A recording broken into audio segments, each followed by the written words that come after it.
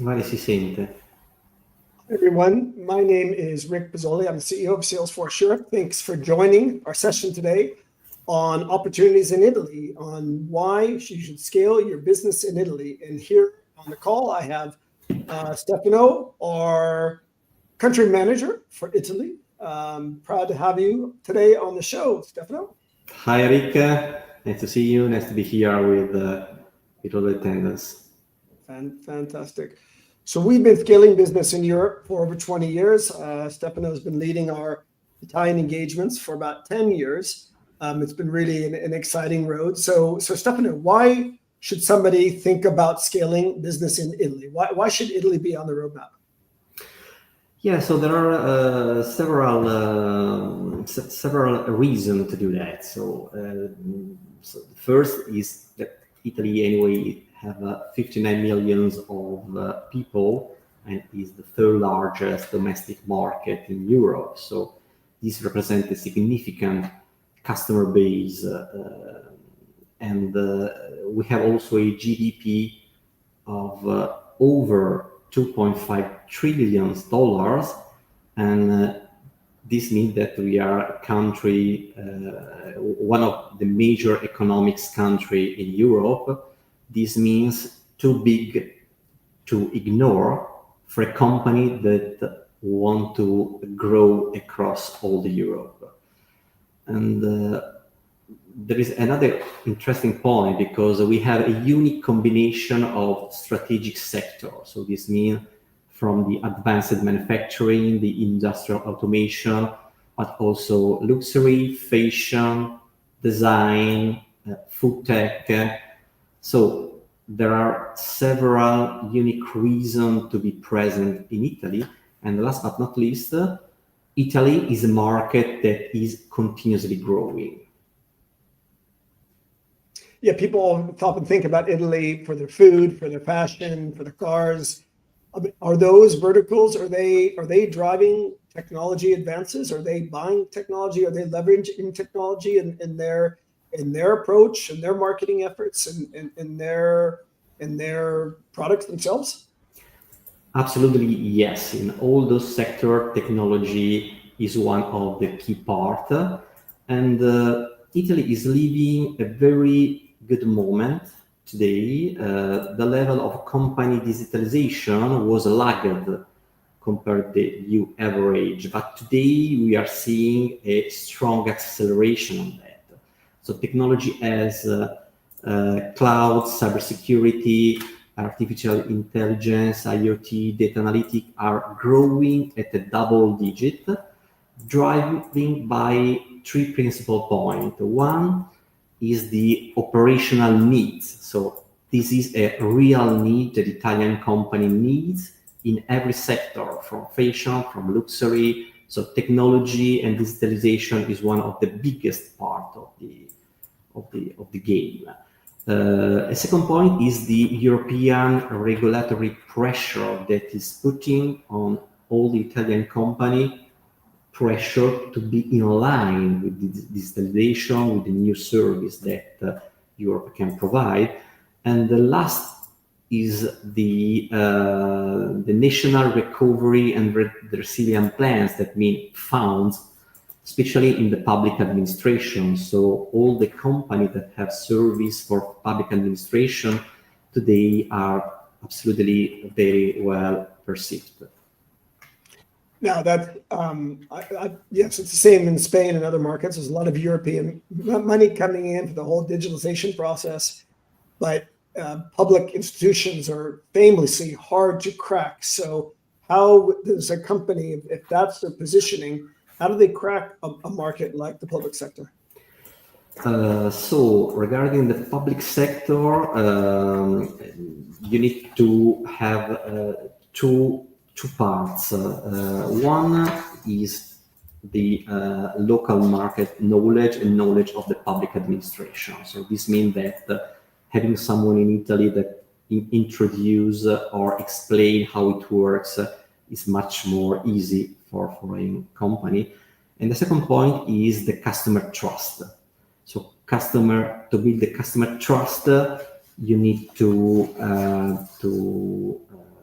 we say, to explain your competence, because this is the first accelerator. Also speaking the same language, that doesn't mean only the Italian, but also the culture of the business. For example, the public administration have a specific language. And the third point is having local partners that can externally validate your solution and that can introduce your brand to the public administration. So in summary, if you want to attack that market, you not only need an Italian, but you need somebody who understands that vertical. So that could be a channel, but even probably define and manage those channels, you probably need to have somebody who knows those channels, how to manage those channels, how to engage them, and how to get above the competition. Because when that, I know from experience, when that public money comes in, there's a lot of people looking to take it, right? Yeah. So you have to be well positioned there to make sure that your technology raises to the top and is the ones that are being implemented during these processes. Yes, one true aspect is the market knowledge. That's because it's very specific in every country in Europe. So let me do it an example with the retail market. For example, in US, with one customer, when we entered in the retail market, closing a deal with the two retailers.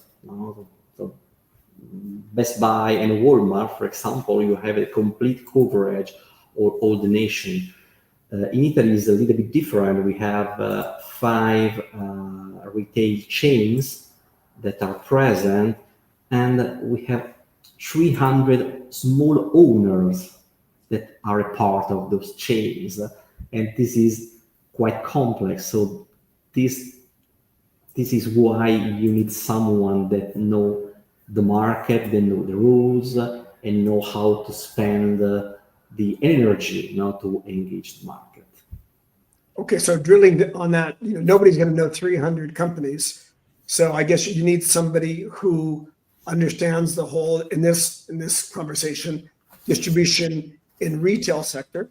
So somebody knows the big people and know how to manage them, manage the terms and conditions, the discount rates, making sure that online and offline are in sync, Amazon is in sync, but also an additional service to reach these 300, right? Because again, nobody's going to know all of them. A senior channel person probably doesn't have the time, the scope, or the energy to get to 300. So how would you then develop those 300? Yeah, of course, we need to build a partnership relation. Often we start from a distributor that can manage directly a large amount of a small entity, that can provide logistics, that can provide sometimes training and introduction to a big number of company. But you touch a very important point, Rick, because the Italian production system is made up of over 95% of small and medium enterprise companies. So this means that so it's not just a statistic. This is probably the major competitive advantage for foreign companies that want to enter in Italy, because unlike large multinational company or corporation, where they have a very long selling cycle, if they need to take a decision, they need time, they have a complex procurement phases. The small and medium enterprise markets takes decision faster and usually want to compete. So this means that they want to adopt innovative solution quickly, and they tend to establish a long-term relationship with the technology partners. So once you earn their trust, they became a loyal customer who are receptive also on your solution. And this means, for example, shorter selling cycles, lower competitive pressure, real needs for scalability, and also the opportunity to upsell on cross-sell solution. That makes sense. But I guess that has to be defined in your strategy up front, right? You just can't say, oh, I want to sell to all distributors or all retailers. You have to say, okay, we're going to go after the big ones because of this reason, or we have the small, medium because of this reason. And this is our strategy to address them. The positioning, the documents, the margins, but also the sales team, right? You're not going to be able to engage hundreds of these smaller ones from the outside, again, or from one senior person on the inside. You probably need more of a structured lead generation, insight, sales, data-driven methodology to get to them. Absolutely right. So for every customer, usually we made an assessment to better understand the unique selling point and to understand also which are the message that every country can understand. Because, for example, the German market is totally different to the Italian market. We look to the fashion, they look to the productivity. So it's important to have this kind of plan, and also use the right tools to attack this to attack the market. You mentioned some figure. Often we build teams with 2, 3, 4 people for our customer with a very high specialization. So we are talking about a sales executive, we are talking about people that can manage professional channels, or we are talking about inside sales, depending on the kind of business and on the market. We can create a team to hit the target of tech companies that want to join in Italy. Okay, that's really interesting. We talk about that a lot, is kind of product market fit. Your product market fit, it may have taken you a couple of years to get it right in your home market, whether that's the US or Australia or Spain. But then when you come to a new market, you need to be really open to that market, to adjust quickly, listen to the market, listen to your sales team. They're telling you, hey, we're struggling because of this reason. This is the market feedback. It's not an excuse for failure. It's the market feedback. And some clients are very receptive to that feedback, and we can pivot quickly. And others say, hey, that's the way it is. It works in the UK, it works in the US. And some of them have taken years to adjust. And when they do, the business changes, right? The conversion rates go much faster. You're shaking your head because No, yes, you touch one of the most critical point, because if you want to expand in a foreign countries, you must be open. So that's the first point. Discussed before with us about the specificity of every single market. Usually we explain what we need to have success. As you know, we want to manage only successful project, and to be successful, a company need to adapt a little bit to the market, not change, but adapt, because the service at the end is the same probably in all the world, but every market have this specificity. And much more faster this tech company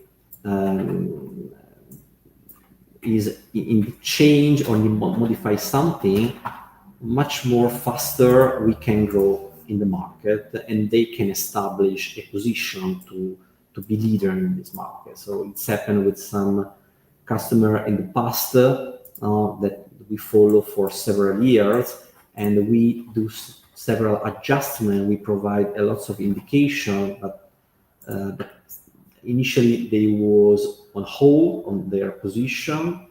After 6 months, they understand that they can change something. When they change, something's happened. So they take the courage to change much more in line with the customer needs. And finally, we had a success. So if we can squeeze this process, the success will arrive soon. Okay. And so what else? What else is unique about the Italian market, you think, to other European markets? And how do you address that uniqueness from a sales and marketing perspective when you're thinking about, okay, I'm going to go into the Italian market? What do you need to be aware of? Yes, the uniquity. So we trust on the relationship, on the personal introduction, on reference. So talking about use cases, success is absolutely one of the key points to have success. But also the partnership is another part. So partnership means someone that talk about you and introduce your brand to all their customers. So in this case, they guarantee for you. So it's a real an important part. And of course, talking in Italian, but we can do it easily. It can facilitate the unofficial time spent with the customer. I had some example just 2 weeks ago, because we was in a meeting with an Italian company. It's a telco operator.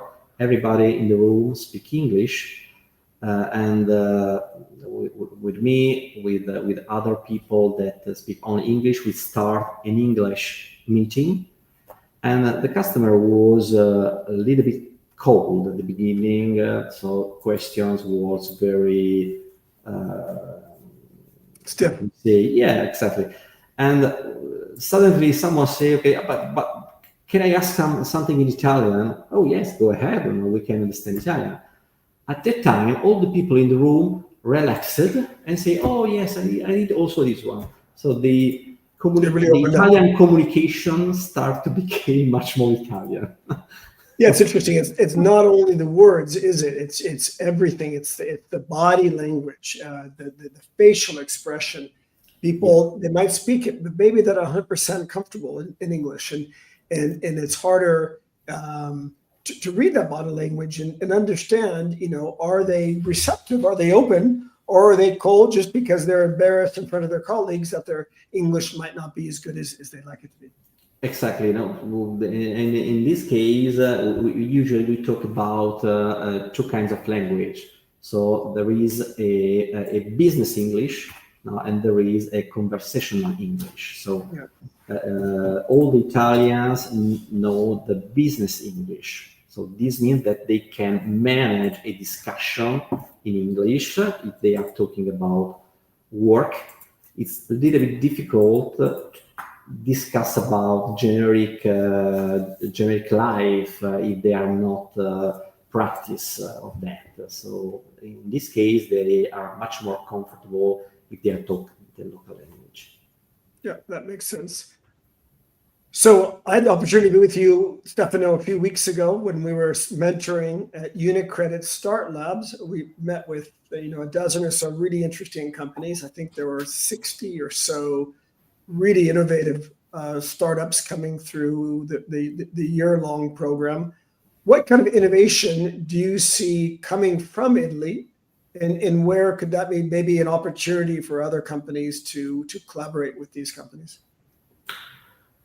So there are several, to be honest. One that we met was Eolian, for example. And so this company is a climate tech company. So they are focused in finding the risk from the environmental change. And they have a very, very smart solution, taking image from satellite, manipulating, founding models, and found the real risk. And this is in line with one of the regulatory in Europe for all the infrastructure companies. So they will expand their business in other country, and that's, for example, this is one of the examples. But we have also we met another company in the health sector. Also, the health sector is very strongly grow area, and they have some very innovative tools for testing the mammography, for example, against the cancer, and helps to use those tools with all the population in Italy. And they are starting to work here in Italy. We will help them in US, but there are several other countries that could be involved in their expansion. So I guess in summary there, we're seeing the meeting of, in particular, AI and health tech, right? Healthcare in general. So you have the people from the tech world who probably have not done a lot in healthcare. The people in the healthcare world, it really is a collision in a good way here. So AI is providing, so this is testing for cancer, different types of cancer that can do it at a higher volume, allowing the experts to focus on the problem cases and less on the screening. So I think that was really unique. And the other side was a lot on climate change, so a lot of sustainability and climate, like Aeolian, also quite a few on agro-tech, right? Obviously, there's a lot of food production, olives, wine in Italy. And when something hits those vineyards, it could be massive cost impact on the industry and on private businesses that can take them out of business. So we saw, I think, really innovative technology also making sure that crops are safe, right, and healthy. Yes, exactly. Yeah, but I would like to say also that in Italy there is today a concrete demand of technology that is urgent and is not yet saturated as a market. So I think that this is the right moment for a technical company to join Italy and leverage the positive time that we are seeing to establish activities and growing quickly. Yeah.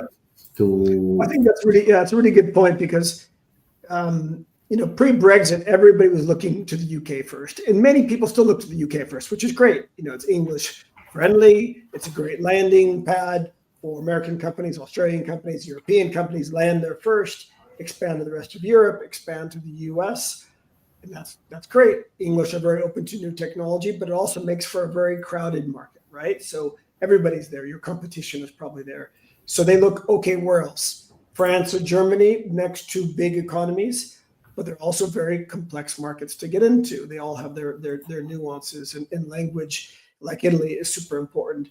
Next is Italy and Spain, and quite often people look at those two markets to go kind of second or third, but I think it's really interesting to maybe look at Italy first, right? Because it's a huge economy, big IT spend. It's easier from, let's say, a lead generation perspective to get the Italians talking. Like when we do campaigns in Italy, it's easier to get calls and get on the phone with people and start building your pipeline. It's easier in Italy than in Germany or France or the UK. Now, you need to make sure that qualifies and the metrics go down in the pipeline, right? To win deals, and that people just aren't kicking the tires to learn about something new, which if you're evangelizing something, I guess is okay. But if you're there to, where the market is known, the service is known, maybe we're number 2, number 3 in the market, you need to take that early pipeline, right? And make sure that you qualify in and out quickly to get down to real opportunities. So how do you know, Stefano, when you're having those calls, the Italians, are they open? How do you know if they're really interested in what you're talking about to kind of move them along that sales cycle and either qualify them in, qualify them out, support their needs, and move them forward to becoming a client? Yes, usually we the first fact is that we have to better understand their requirements and providing the right attention to provide a solution or a plan. If they are starting to think to this plan in a positive way, so simply say, okay, how many revenue you need in Italy, okay, that's it, and we create a plan based on that, to pay all the development activities, to gain sales development activities. Yes, sales. And when they are much more involved, of course, and they have also the money to grow, because unfortunately at the end they need a budget for growth. To grow in foreign country is not to translate in Italian the website. So they need to do different things. They need to plan. They need to have at least a 1 or 2 years plan that can sustain the growth. So it takes 1 or 2 years of sustained effort, investment into the Italian market. I mean, you'll see KPIs, you'll still see deliveries along the way, but you really establish yourself. That's what you're saying. Yes, it's depending also about the level of service. We have a usually service that can sell 10,000 euro, or service that can cost 100,000 euros. So of course you have a different selling cycle. Yeah. And in some markets, for example, the telco markets, you have just 2 or 3 times every year where a customer can evaluate the technology. Yeah. So you need to stay in touch with the prospect. You have to explain your technology, and when you have the right windows, you have 30 days to convince the customer to participate to a tender. No, you have to be present to push your solution, and the selling cost can be much easier. So in some cases, with 6, 12 months could be enough. Other business need a longer time. Okay, that makes sense. But again, the focus is having somebody in country, either employee or a third party such as Salesforce Europe, to be able to drive that forward, give that market feedback, show the commitment, be aware of those sales cycles, and be ready to push the sales process when the time is right. Right. Yeah. Okay. Well, Stefano, it's been a really good session. Italy is a really exciting market, I think, both for inbound and for outbound. It's a market, you said, that can't be ignored, especially with everything that's going on in Europe and the differences. I think it's a great market to either launch in when you first come to Europe, or to think about as a second step once you've established yourself in another market. So if you're interested in Italy, please give me a ring or reach out to Stefano, and we'd be happy to discuss the opportunities and how to open the market. Thanks, Stefano. Bye-bye.